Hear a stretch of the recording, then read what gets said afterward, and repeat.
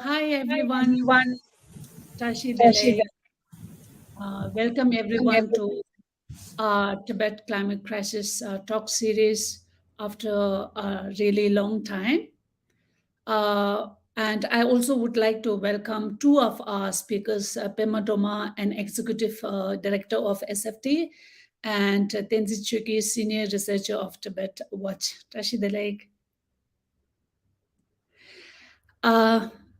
So this time the focus of our discussion is the COP27 and the 2022 National UN Climate Change Conference will begin on November 6th and ends on 18th November.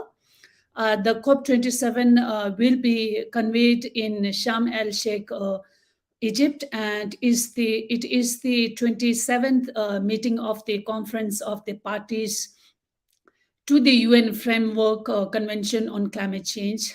And this year, the meeting brings together the 198 members of the convention to take action on climate change.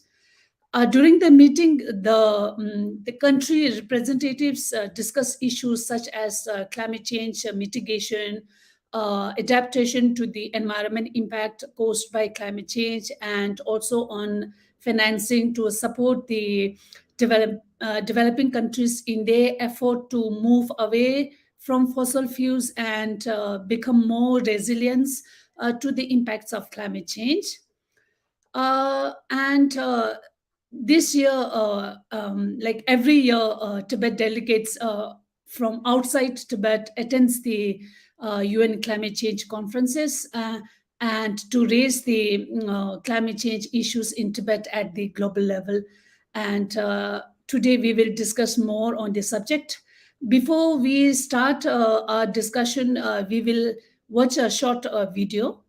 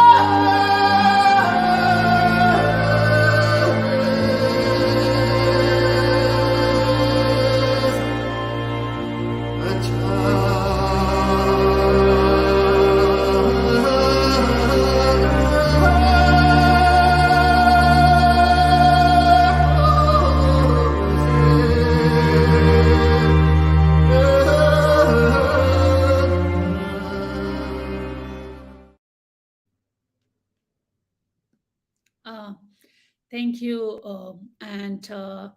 So I would like to request our viewers before we start the discussion that please share your questions in the comment box, and we will take your questions after our discussions with the two of our speakers. And so first, my question is to both the speakers. Can you please share your thoughts on the topic, Tibet advocates at COP27? So, and please, like each one will have 5 minutes each. I would request Pema for the first. Yeah. Hi, Labjantala Tamala Tuchina. Sorry for any background noise. The Wi-Fi situation is a little bit challenging where I am.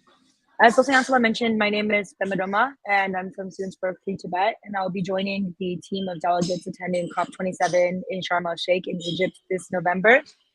And Sultan Ansela asked us to share a little bit on the subject, and I think that for me as a Tibetan younger person living in diaspora, living in outside of Tibet, there's a certain level of freedom that we have to speak on issues that really impact the Tibetan people. So I think it's a really tremendous platform for Tibetan people to be able to actually, have a platform to talk about the climate change, the issues that are happening inside Tibet due to climate change, like the climate change issues faced by Tibetans.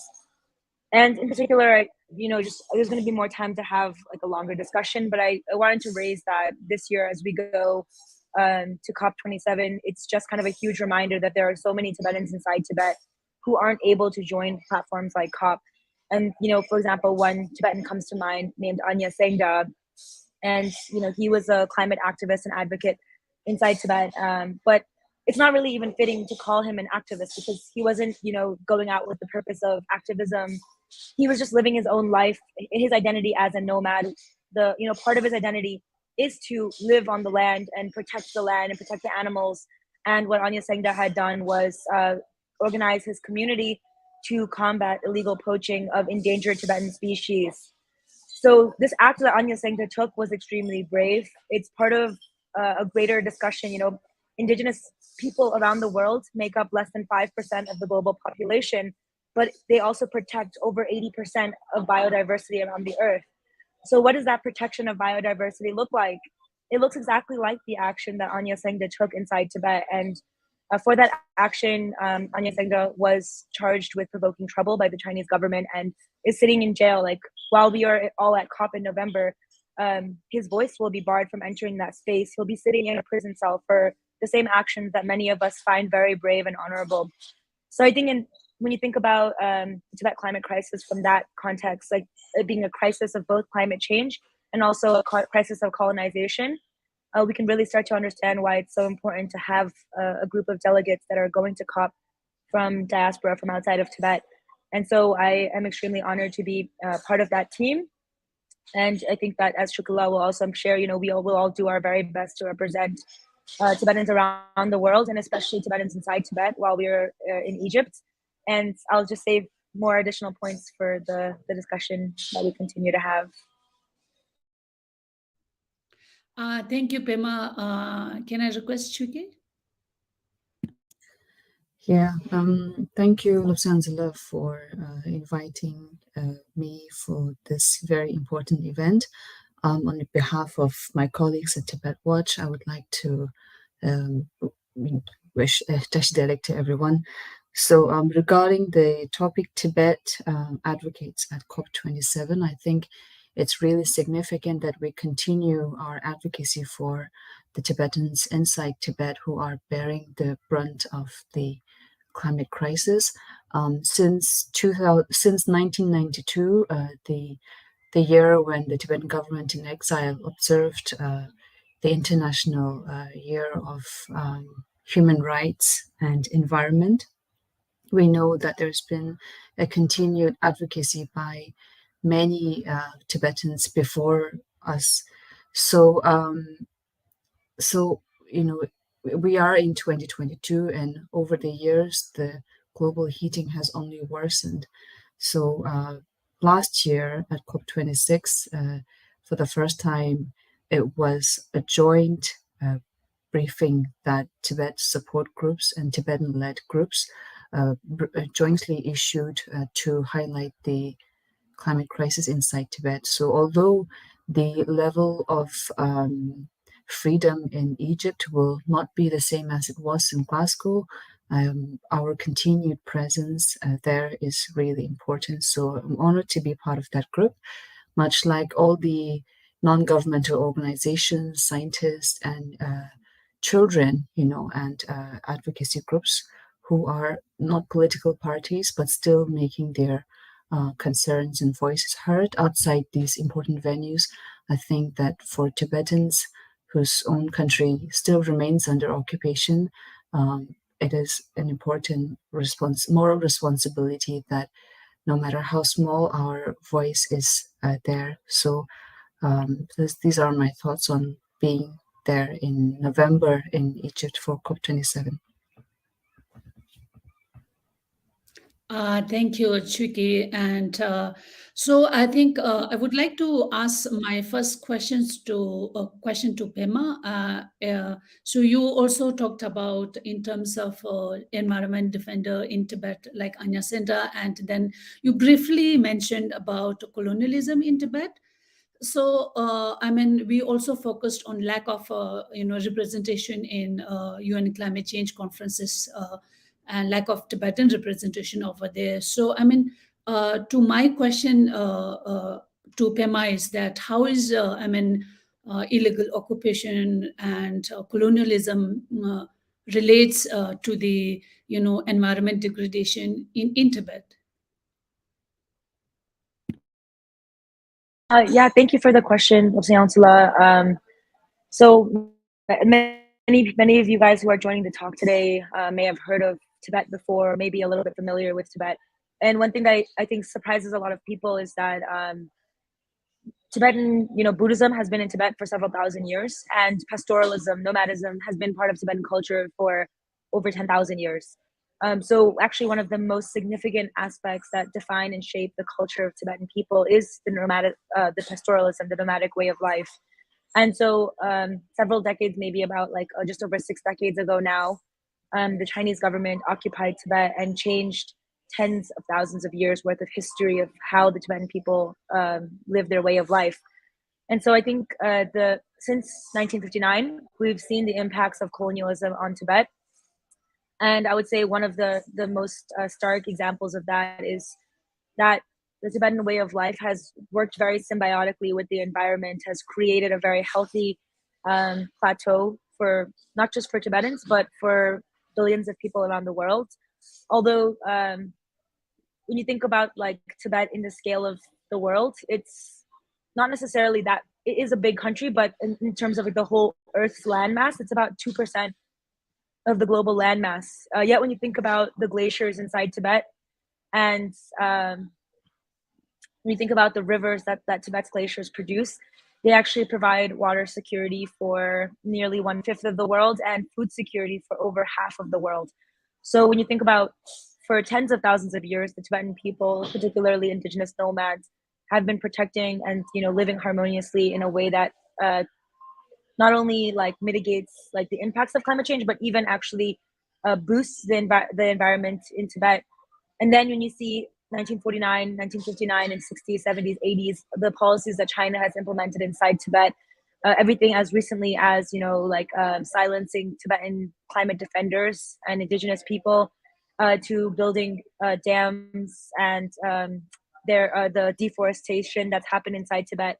When you think about the fact that over 2 million Tibetan nomads have been forcibly relocated from their homes across the grasslands since the 1980s, that's just several decades.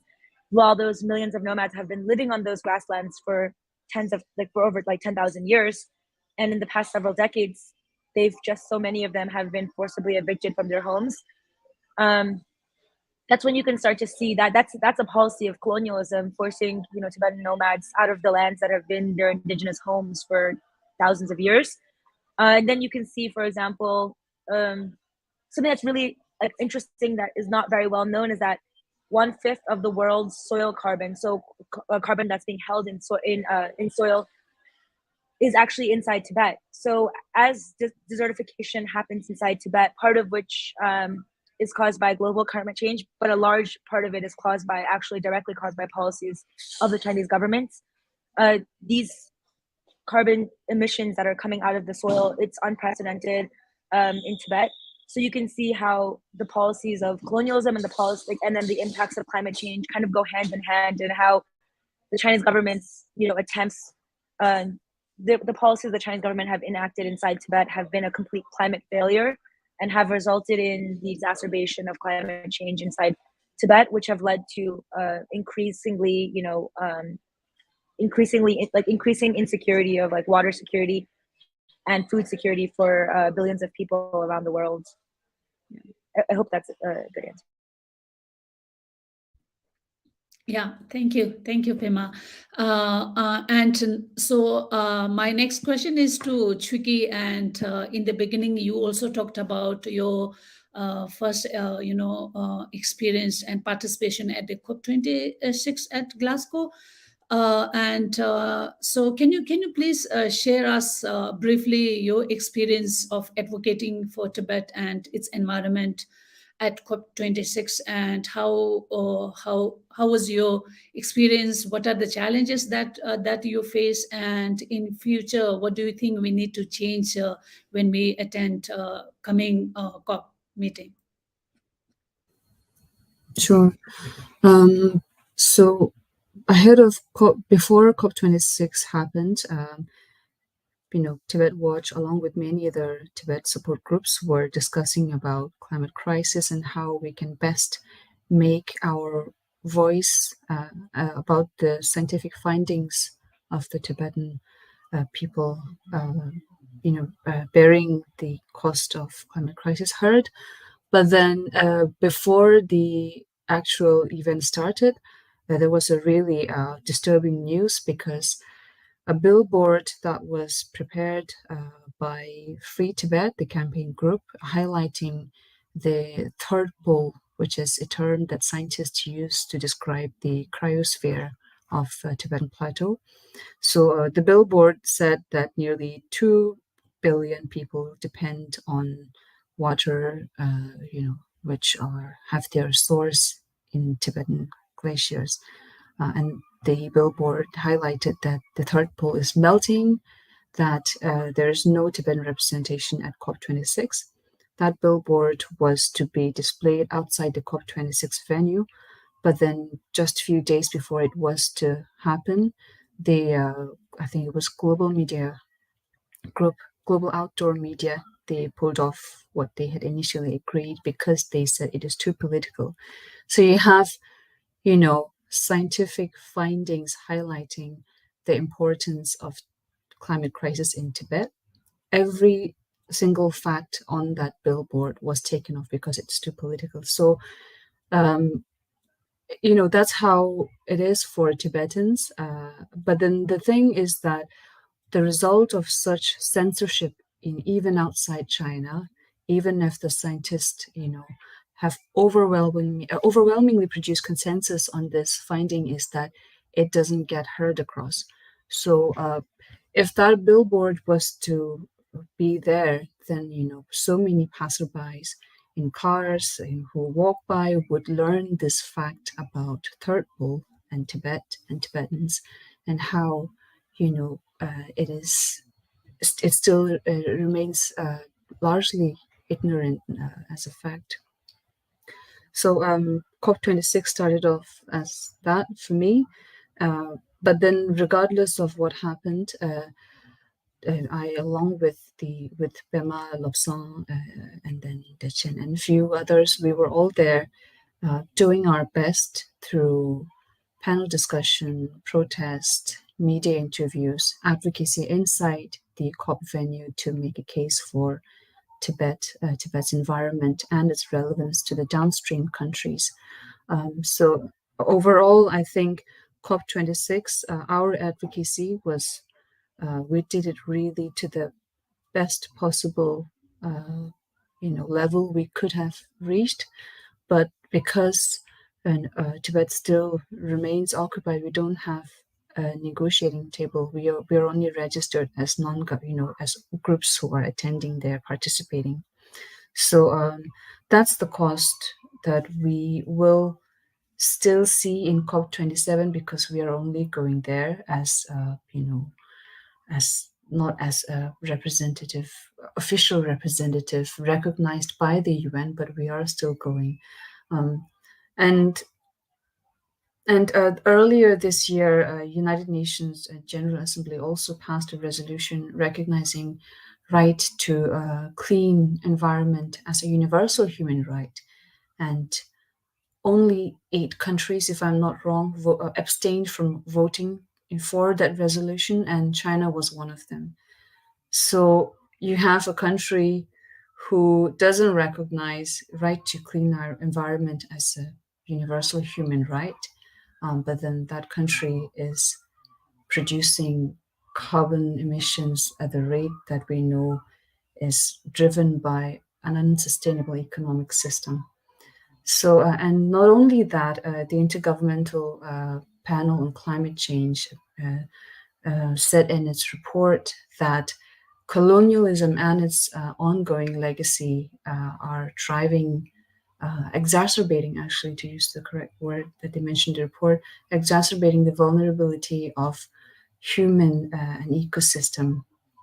So, and the IPCC report also mentioned the interdependence of human and ecosystem. So for Tibetans, interdependence is not just, not an alien concept. It's a worldview that is very deeply rooted in Tibetan religion and culture that extends not only to just, ecosystem as we say it in the scientific vocabulary, but it also extends to other forms of sentience that.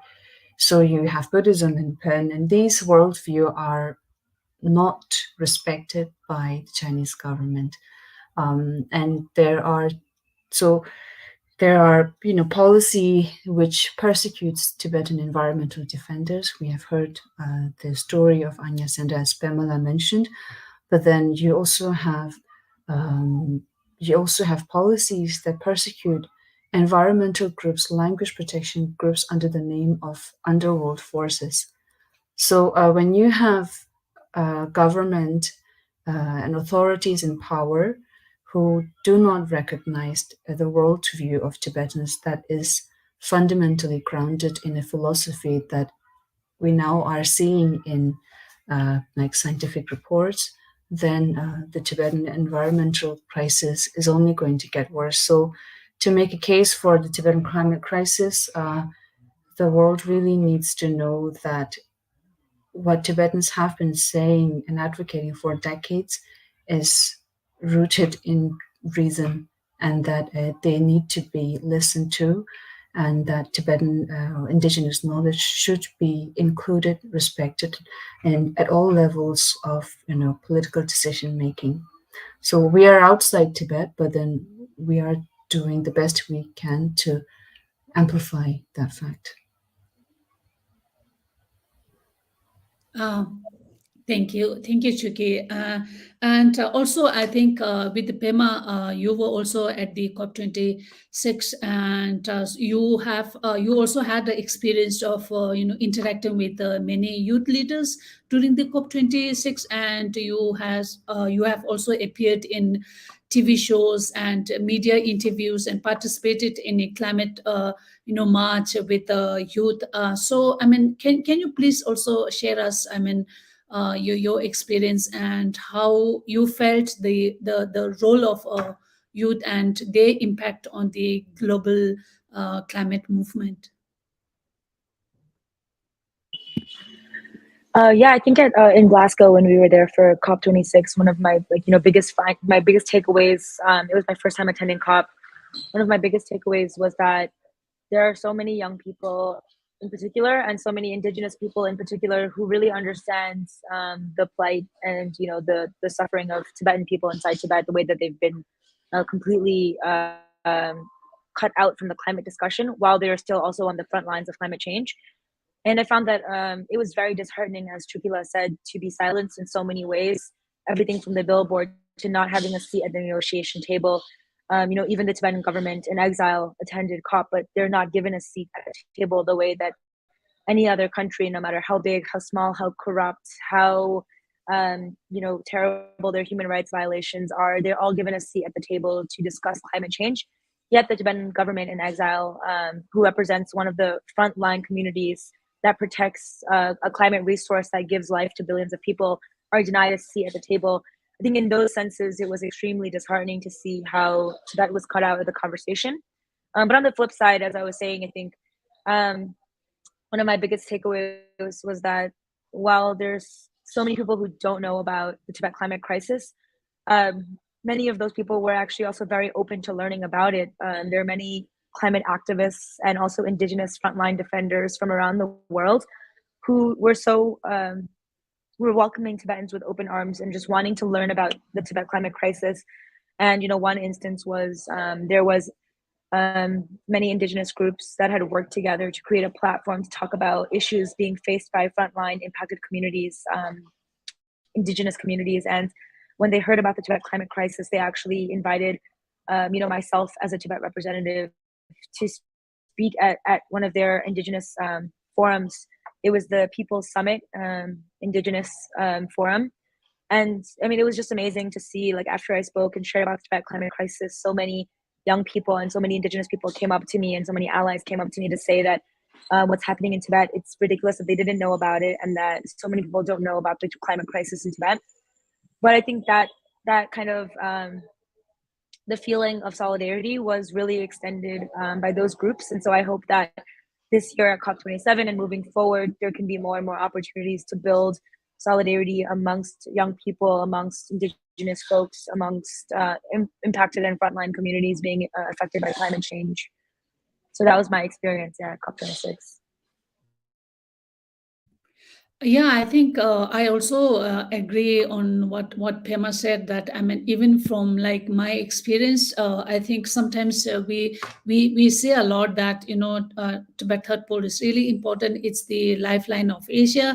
But then when we go at the event, sometimes we meet people who doesn't know about Tibet. I mean, and then those who have some idea about Tibet, they say that yeah, I mean Tibet is important, but then China is too powerful, so there is nothing that we can do.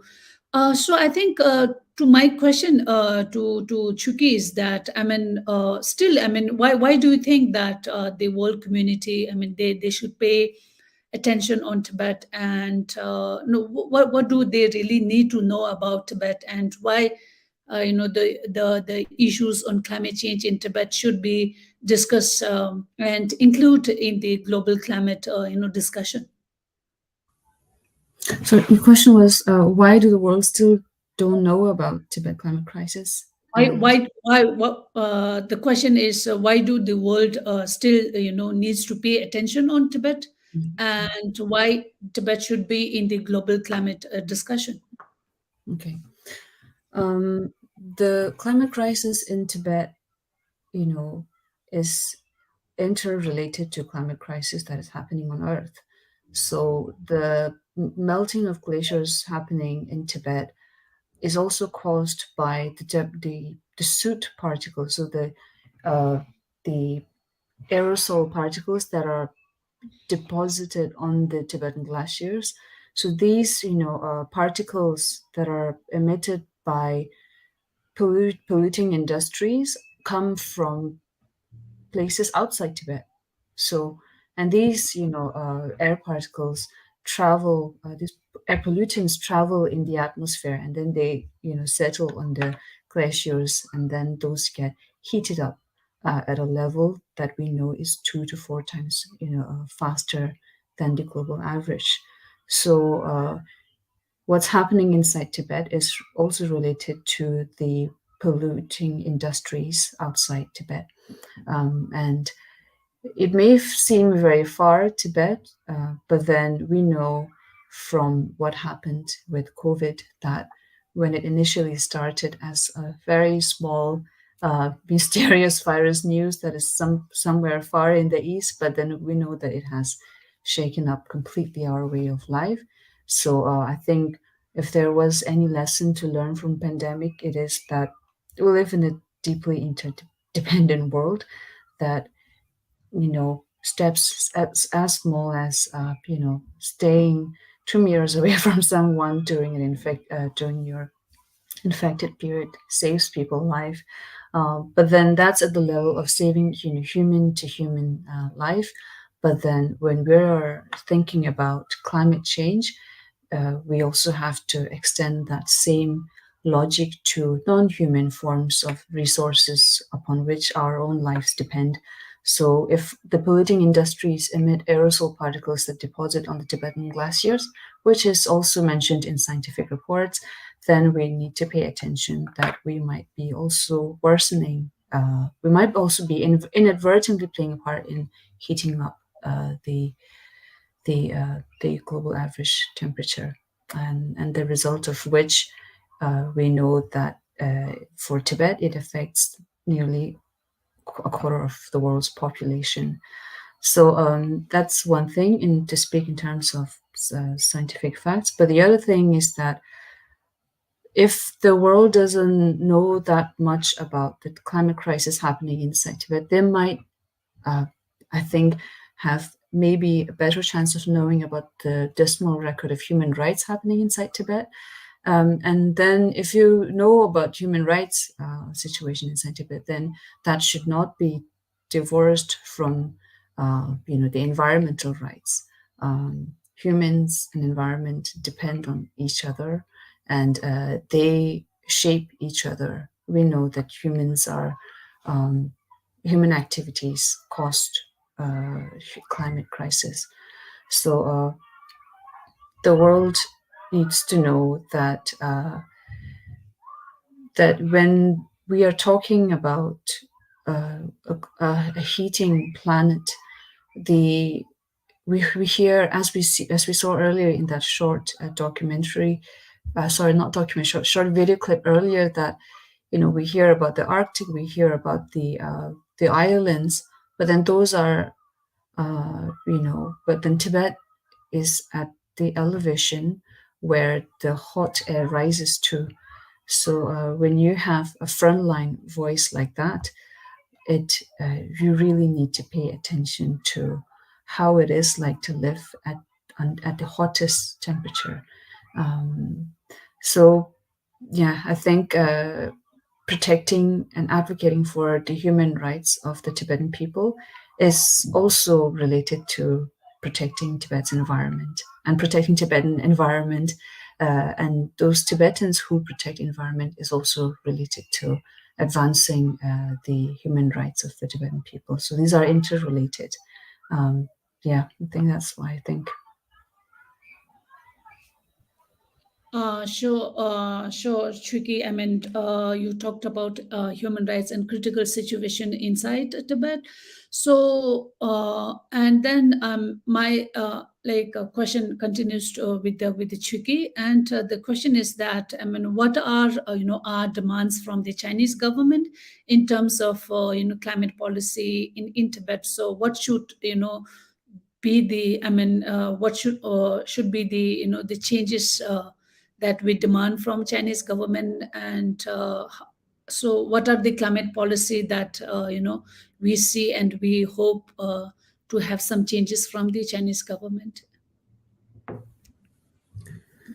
So the Chinese government knows that climate crisis presents a real threat to the legitimacy of its power, but then it should not be tackled as a means to to hold on to its power.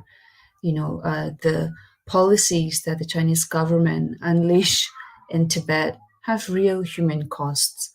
At Tibet Watch, we have received credible reports of how Tibetans in Nakchu, in central Tibet, or so-called Tibet Autonomous Region, they have voiced their concerns and opinion against the displacement policies, which the government calls resettlement.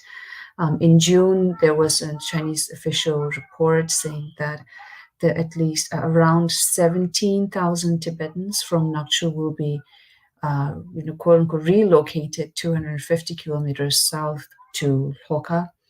And then in July, we know that hundreds of families from several townships have been relocated. But then not that they were willing to relocate, they were against it. But then the authorities warned them that, they cannot, they cannot do that, that they have to move.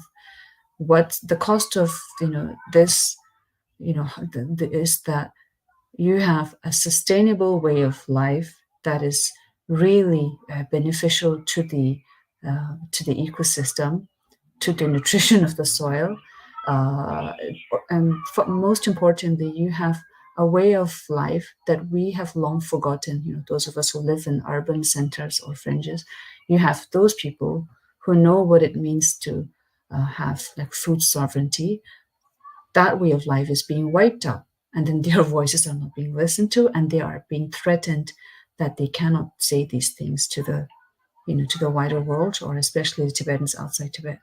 So the Chinese government needs to know that so far it has displaced hundreds and thousands of Tibetans, and it's very difficult to have a specific statistics on this, but then it's still continuing, and the government really needs to stop that policy. It is unsustainable. It is unscientific.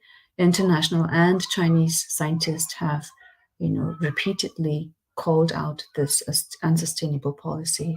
And secondly, the Chinese government knows now from the recent, news of the drought in China that the hydroelectricity is not the option to carbon zero or the net zero strategy that they are calling out for. Net zero through hydroelectricity is not possible. We know from the drought in Chengdu that the very system which they said will lead to net zero was was not there to supply electricity. If anything, people had to reduce consumption of electricity. So the Chinese government needs to stop building dams on the rivers.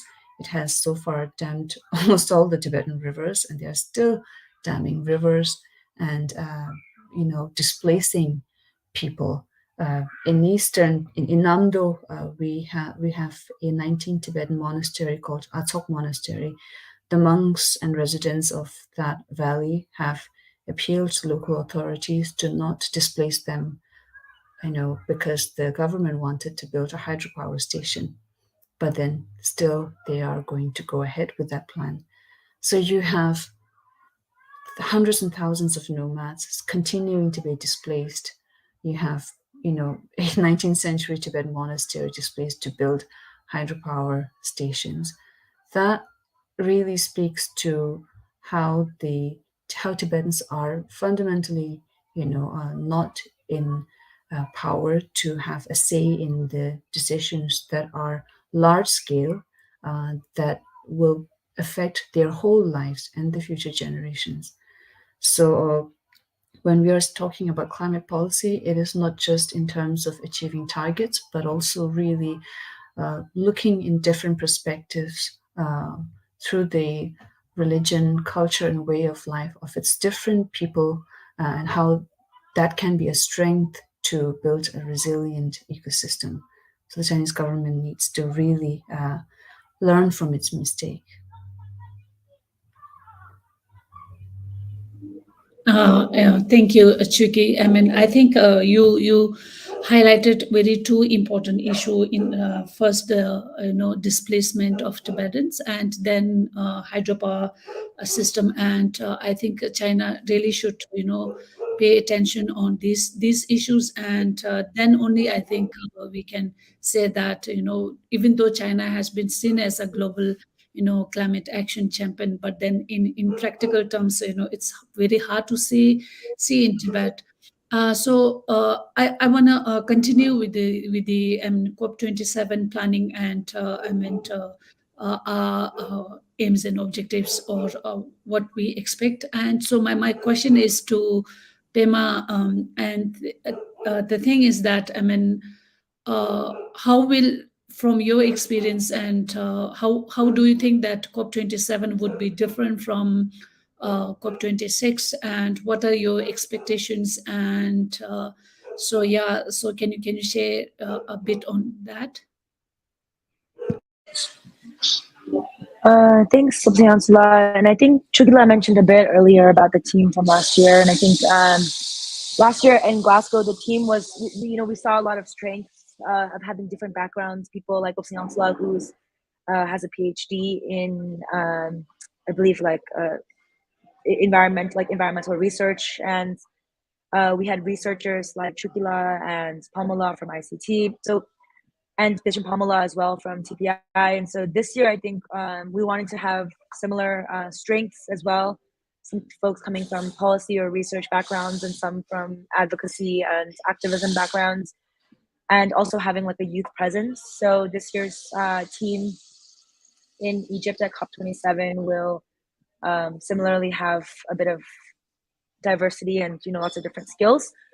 There's going to be several representatives from different groups, like from Students for Free Tibet, myself, and also Kenzum, who's a youth activist who is majoring in environmental studies at Yale right now. She'll be going on behalf of Students for Free Tibet and her university, and the Tibet delegation, and then Chukila from who's on the talk right now from Tibet Watch will also be there as a researcher working on these issues, and then from the Tibet Policy Institute of Central Tibetan Administration will also be 2 representatives that are climate researchers and experts, Dichon Pamela and Tundubla. And from International Tibet Network, we also have Losiang Salam, who will be joining as a researcher and expert on Tibet climate issues. And so that's kind of the main delegation. From Tibet Advocacy Coalition, we also have Gloria Van Walt from Tibet Justice Center and Tibet Advocacy Coalition. So in total, the team, again, same as last year, is an all-female team, which is really incredible to see. There are also, we've also made an effort to bring some more young people, as well as, the trend should be to have as many young people as we can participating in this global youth discussion about climate change and making sure that the Tibetan voice is present in the youth discussion. And overall, something else that I think that will be different from COP27, which is something that we're really looking forward to, is that last year, while there was virtually zero opportunity for Tibet to be spoken in a formal capacity within the actual formal space of COP26. At COP27, there is an opportunity to, in the Blue Zone, which is like the official formal UNFCCC space for the discussions and negotiations to happen. There will be an opportunity for a Tibetan speaker to talk on a panel in the Blue Zone. So it's definitely, I think, a huge opportunity, and it shows that the work that has been done last year and this year on Tibet climate crisis is making a difference, and it is starting to come into the consciousness of those in the climate community from other climate issues, other impacted groups, other NGOs. And so that's something that I think will be a really positive step in the right direction. And beyond that, also, I think another major difference was last year, there was a lot of space for civil society groups like the Tibet Delegates, like many of the Tibet Delegates, to engage in like non-formal forms of advocacy, like activism through marches and through the People's Forum and stuff like that. The People's Summit, which was happening outside of the official UN conference.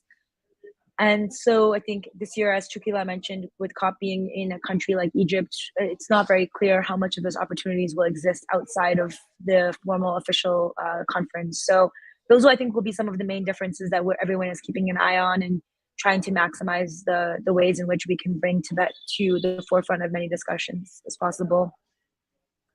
Thanks. Yeah, thank you. I think so. My question also, goes to Chuki again regarding the COP27. When we earlier, both Chuki and Pema, you talked about environment defenders cases like Anya Senda, and then nomads and hydropower. So I think at the COP27 or the normally, any of the UN climate change conferences. There are so many, climate issues in Tibet. So, to my question to Chuki is that what are the, I think, according to you, what are the most pressing environment issues in Tibet that should be raised during the UN climate change conferences? So, I think the most pressing issue of climate crisis in Tibet is that I think there is quite an understanding of the glaciers and the rivers originating from Asia. There's a lot of research done on these as well. But then still there's not much knowledge, I'm afraid, amongst the general public and the policymakers about the permafrost of the Tibetan plateau. So the permanently frozen soil, came to be in that state, thousands and thousands of years ago. And there was a research published earlier this year, which documented that around 30% of road surfaces on the Tibetan plateau are already undergoing. They've already seen permafrost thawing. So permafrost degradation. When the permanently frozen soil thaws, that's going to expose dead plants and animals to microbes, which will produce, as a result, methane, and that's far more stronger in trapping heat than carbon dioxide. So, the result of which is there is going to be a permafrost feedback loop. So, what the temperature at which the Earth is already warm is going to be doubly, heated up. That's once these, tipping points, as the scientists call it, get, beyond our control. No amount of, budget discussed at any climate conferences is going to be enough to make, the 2.5 square kilometers, 2.5 million square kilometers of the Tibetan plateau restore its permafrost soil. And how deep is the permafrost of the Tibetan plateau? Again, so far, if I'm not wrong, I've not seen like a comprehensive, up-to-date data about that. So what we're seeing on the mountains and the rivers is not just, there's far more dangerous feedback loop that is under the feet of, under the feet of the Tibetan people in Tibet.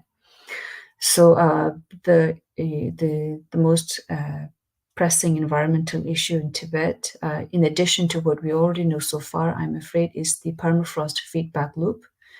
And I think the second one is really the worldview of Tibetan people, which I think is really at stake. The Chinese Communist Party does not include different perspectives and in its policy. They are committing genocide in East Turkestan. The policy, that the Chinese Communist Party is implementing in all of its, occupied territories are fundamentally, blind in accepting the different worldviews of the different cultures and people that it says it is, So that's, I think that fundamentally, I think it's, if we just think in terms of like purely physical science, I think the most pressing issue is the permafrost feedback loop. And if we think spiritually, I think it's the worldview of the Tibetan people that really needs to be understood and protected. I think, Chugi, you also mentioned about the, traditional, the knowledge of, Tibetan people in terms of climate change, right? I think during the UN COP meetings, there is vast, I think, attention given on the, inclusion of, traditional practices or knowledge in terms of environment protection in the global climate policy making. And with that, when we were at the COP26, we also felt that this is quite relevant with the Tibet issue, because when we, as you earlier mentioned about the displacement of Tibetan nomads, so we talked about how the traditional knowledge of Tibetan nomads in terms of grassland protection should be recognized. So, can you please, share a bit of, your view on that topic? Sure. I think that the way of life on Tibet, so it's there are nomads, but then there are also semi-nomads and there are farmers.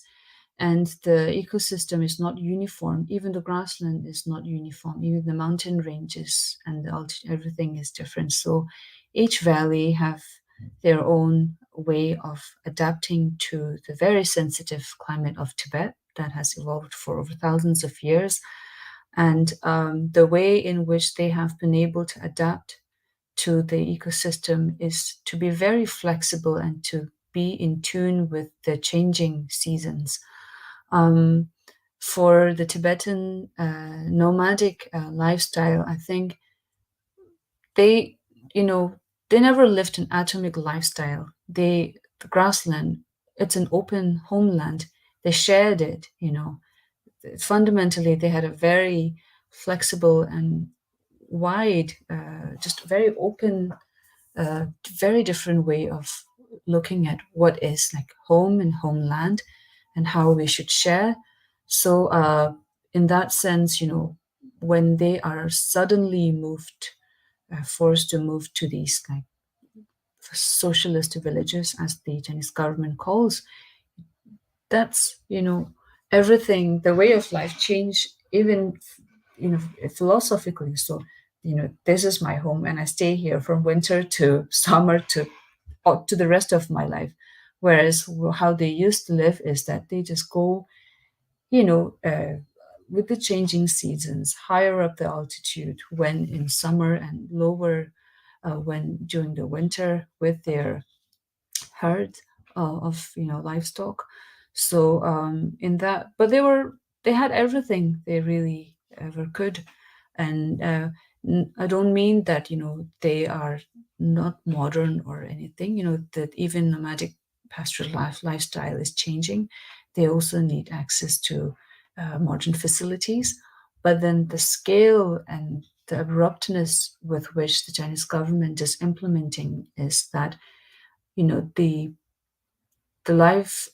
style which allows them to adapt, to be resilient, in the face of extreme weather events. And all of that is gone away. So if you have families sharing livestock, families sharing the same grassland, the seasonal pastures, then when they lose their herd, they share it, very flexible way of looking at what the home pasture that they depend on, the animals whom they derive their food from, how they can share their labor, how they can share their livestock, how they can help, because that's just what is encouraged by the traditionally appointed local village leaders. So because of the underworld forces campaign that the Chinese government launched, even local Tibetan traditional leaders who run environmental activities are also at risk of being detained. So you have a whole system of flexibility and dispute mediation, and as well as adapting in the face of extreme weather events, not respected. So I think that is at a village level and a policy level, what the Chinese government is doing a lot of damage to. Sure. Thank you. I think so. I have one last question to Pema, and so that is, what are your objectives at COP27? What do you plan to achieve during the COP27? So myself and Kenzum La from Students for Free Tibet are going to be attending COP as part of the Tibet delegation. I think for the two of us in particular, we also have, in addition to all the goals of the delegation, some specific goals that we would like to achieve while we're in Egypt would be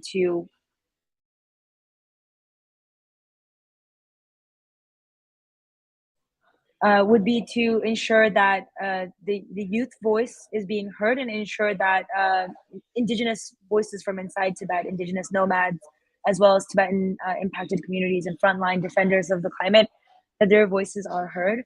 And I think one of the main objectives also revolves around ensuring that the global community isn't naive to China's colonialism and imperialism and how that impacts climate change, not only in Tibet, but around the world. I think that in many senses, China greenwashes itself.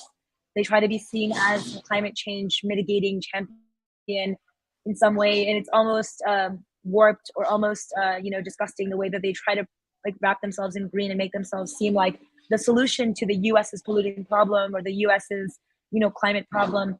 But the reality is that the Chinese government is actually the world's largest emitter of carbon, and not only that, like the 50% of global increases in climate in carbon emissions over the next several decades are going to be coming from the Chinese government's Belt and Road Initiative, whether it's inside Tibet or around the world through colonial and imperial policies. The Chinese government, point blank, they are one of the world's dirtiest countries. They are one of the world's that is leading us into a climate crisis faster than nearly any other country.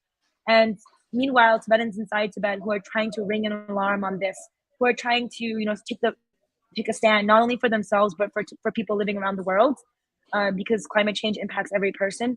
Those people are being thrown behind bars and criminalized for their advocacy on behalf of all peoples. So I think one of the main objectives we have at COP is to make sure that although the Chinese government may have the power inside Tibet to silence Anya Sangda, that his voice isn't completely shut down by the government, that his message continues to ring kind of around as many platforms, as many stages as possible. So I would say that's the primary objective at COP, is to ensure that the Chinese government's greenwashing of their imperial and colonial practices that exacerbate and worsen climate change is not successful, that we can shed a light on the true nature of the Chinese government's policies and what impact it has on climate change.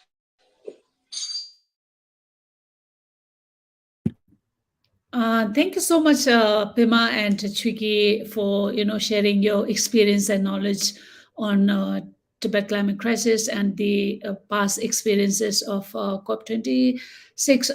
So we just had one question from public, and that has been answered by Pima previously. So I think we should. We are going to end the discussion right now, and I also would like to thank our viewers and paying great interest on the subject. And we will continue to have a discussion on COP27 and other climate change issues in Tibet. And finally, please don't forget to follow our social media accounts of Tibet Climate Crisis, SFT International, and then Tibet Watch as well. And so finally, we would end our discussion with the short video. Thank you, everyone.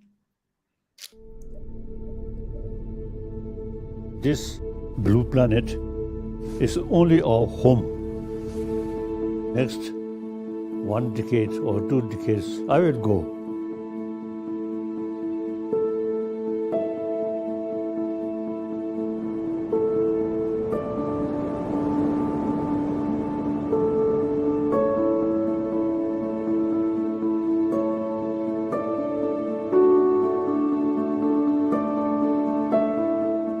On moon also some water, but we try to settle there, impossible. Mars, these stars remain in sky, in blue sky. It's nice. If we go there, impossible.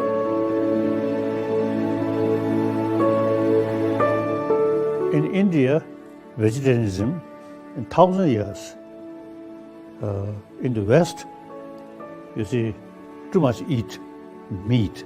Not only is it a question of a sense of sort of love these animals, but itself, you see, very bad for ecology.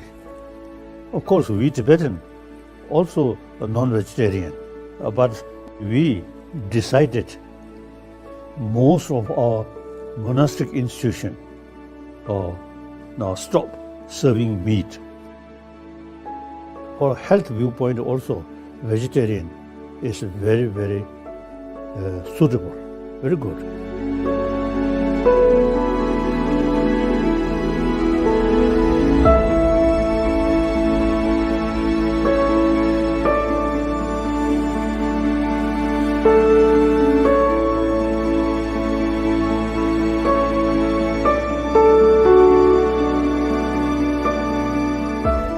The coming generation, they should think the present planet, blue planet, is only our home.